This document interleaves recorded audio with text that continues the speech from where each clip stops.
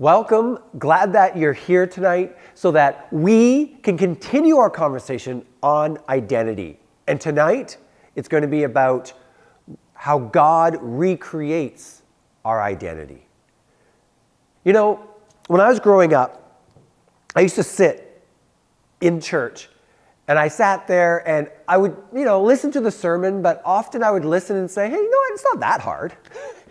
I could probably do this. And I'd actually sit and I'd kind of daydream. I would daydream and think like, oh, there I am standing in front of thousands of people and being able to talk about Jesus and the importance of Jesus and share stories and be able to be connecting and teaching. And I would sit and wonder what that would be like. What would that feel like? And you know what? The more I imagined it, the more I dreamed about it, it actually started to occur. As I heard stories and I watched movies, I was able to connect and be able to make connections and explain things because I actually had started to dream about it. And then I got opportunity. And as I got these opportunities, I would lean into those opportunities and all of a sudden, I'm like talking in front of my youth group or I'm doing other opportunities talking in front of adults and my dream became a reality. And so, even now, as you're in this junior high situation, you have dreams. You have opportunities. You have experiences that you kind of go, I wonder if. I mean, sometimes it was as simple as as I'm playing basketball and stuff, it's like, oh, there's 3 seconds left, 2, 1, Michael Jordan goes up and he wins the game! Right? We all have these fast forward moments of imagine if. So right now I want you we're going to think about those things because what we dream about sometimes is what we lean into. And what we lean into will actually help create who we will become. So the question is going to be this. When you daydream, what kind of moments are you creating? What are you trying to head towards as you have experiences and dreams?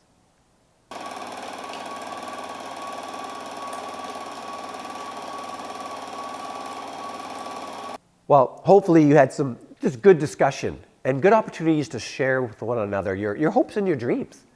It's so important to be able to have those communications so that you can continue to dream. But not all experiences and dreams are good, are they? See, I was in grade 7. And when I was in grade 7, I liked this girl. Yeah, it's true. And my friends and I, we all went to a softball game, and we were watching the softball game. And as we were watching the softball game, the girl I liked was up in the background. But as I was watching, trying to pretend she wasn't there, even though I knew she was, another girl and her friends come up and go, Jason, I have a surprise for you. And I'm like, no, I'm watching the baseball game. Just kind of leave me alone. It's fine. I'm watching a baseball game. She's like, no, it won't take long. I promise. You'll love it. You're going to love this surprise. And my friends are like, look, it'll just be quick. Just go with her and just, get this over with so we can go back to watching the game. I'm like, fine. So I get out of the bleachers. My friends and I, we all stand, we stand behind now. And I'm standing behind, and behind me is the girl I like, and all of her girl posse's there, and my posse's over here. And so we're all hanging out, and I'm like, okay, so what is it? What's this big surprise? She's like, you need to close your eyes. I'm like, no, I'm not closing my eyes. Why would I close my eyes? This doesn't, if it's a good surprise, I should keep my eyes open. She's like, no, trust me, you are going to like it. Fine, I'll close my eyes. So there I am, close my eyes, my friends are there. Jasmine is right there. That's the girl who's going to give me the surprise. With my eyes closed, she starts walking towards me. And as she walks towards me, through your eyelids in the sunlight, you can still see like passing things in front. So I knew she was getting closer. And as I could feel her breath. She was right beside me. And I'm kind of doing the lean back thing. And At first I thought, uh-oh, she might kiss me. Nope, that's not what happened.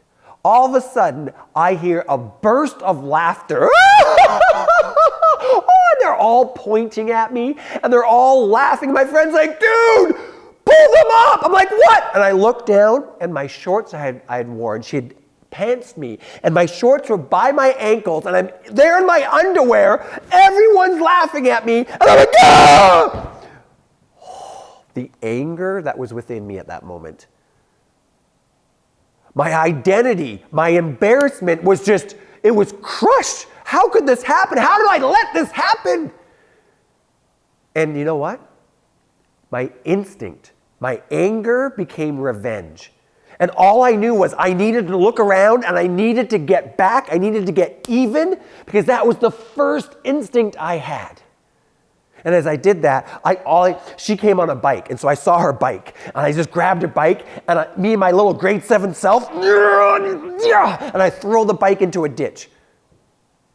It was a grass ditch. It didn't do anything.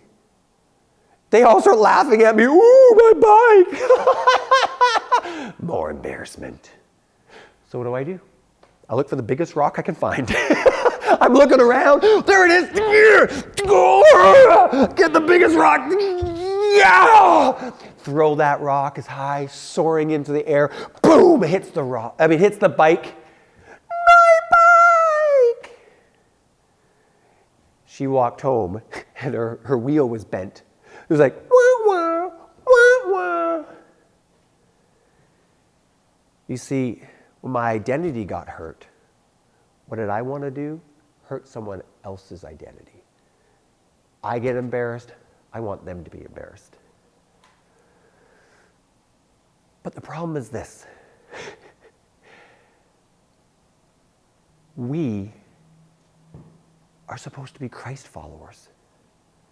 And so with these bad experiences, we have our mountaintop highs and you're going to have your valley of deaths. And the question is, how are you going to respond? But more importantly, how did Jesus, because remember last week we talked about sometimes we need to know God more. We need to know Jesus more. How does he respond to those negative experiences? We're going to read a story about a woman and her negative experience, and how did Jesus interact with that? It's found in John 8.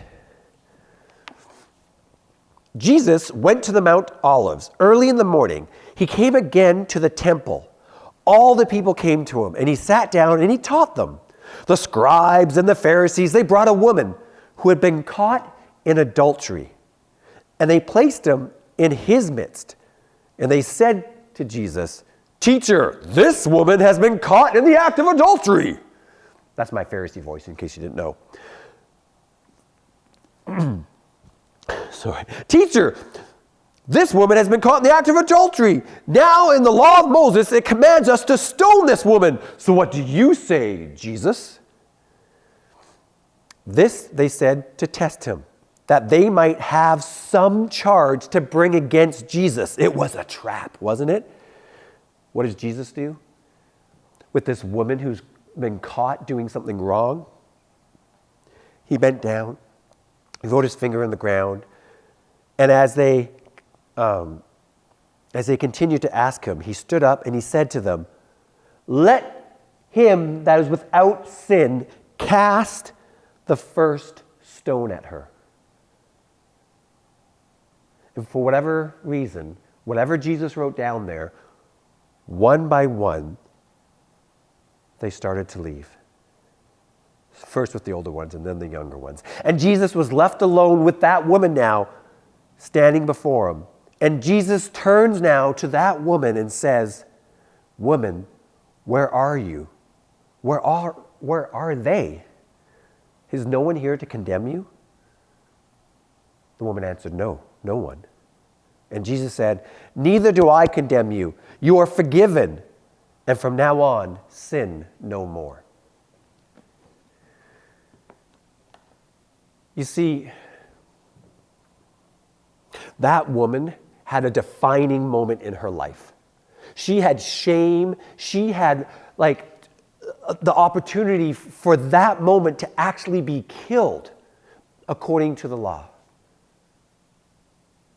She was embarrassed beyond belief. And how does Jesus respond? He responds in two ways. He first brings grace. He brings forgiveness. And then he brings truth, saying, hey, don't do that again. But you see, the order matters. And I love that the order matters, because if he reversed that, if he said to the woman, you shouldn't ever do that again, and by the way, your sins are forgiven, she would never have heard or experienced the grace. As a Jesus follower now, as I look at Jesus, as he interacts and experiences difficult valley moments, he brings grace. How can we, a part of our identity, be the ones that bring grace first? How can we also bring truth? It's not either or, it's both, but remembering that the order matters. And with yourself sometimes, you also need to bring grace and then bring truth. Because sometimes the hardest person to forgive is yourself. But you need to remember that Jesus forgives you first. And that's his job, is to help you develop and grow into the person and follower of Jesus you're supposed to be. And so, Jesus is calling you to a bigger and recreated identity. You are not defined by the wrong things you do. You are not defined by the valley of death experiences. He looks at you and he sees, as we talked about last week, a uniqueness in what he's woven into you. He has a plan for you, and he knows your identity is to be a child of God who is loved and known and cared for. You cannot earn his love. You cannot manifest him to love you any more than he already does. See, Jesus says, my yoke is easy. What does that even mean, yoke? It's about an ox, and it's what they hold on their shoulders in order to move the farming equipment. That's the yoke. And Jesus says his yoke is easy, which means this: not that life is easy, not that when you follow Jesus everything works out, but that when you rest on Jesus, he will recreate you, and you will experience the joy and forgiveness like that woman. And guess what? It will propel you to become something more. That same woman was changed forever by that act of grace and truth, only to later on find out that she comes back to Jesus with all of her perfume, and she just weeps at his feet, and the alabaster jar of perfume gets broken, and she just pours out her love for Jesus and her devotion. Allow your negative experiences to be transformed by Jesus to propel you forward to be a deeper follower of Jesus, knowing that he is beside you, he is with you, and he does not condemn you. So don't let yourself be condemned, and don't let others, as long as you're propelling forward to become more like Jesus. So here's the question. The Pharisees, they had some critical voices. You have critical voices. You have your peer groups. You have your coaches. You have your parents. You have your teachers. And sometimes they're going to critique you and tell you things that are very negative. It can be out of love, or it could be out of a misalignment of what their expectations are. You are not to achieve your salvation, and you're not to achieve and look for becoming the best person you can be in order for success. That's not what God's called you to be. God's called you to follow and be like him and look at yourself through his eyes. So here's the question. How do you respond? And try to stop the critiquing voices in your life.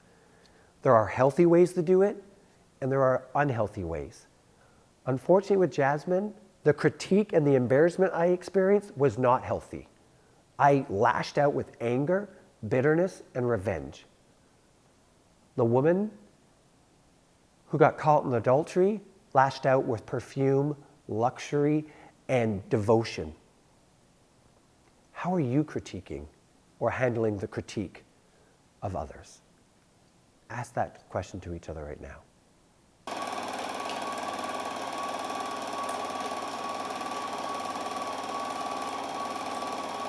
I hope you've had an opportunity to share and that you've been authentic.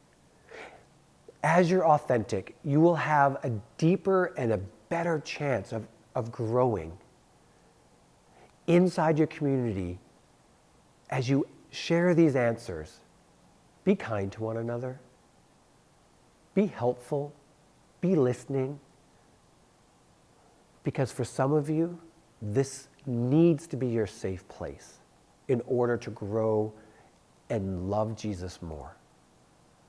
I look forward to continuing this conversation next time as we understand what your identity is in the context of Jesus.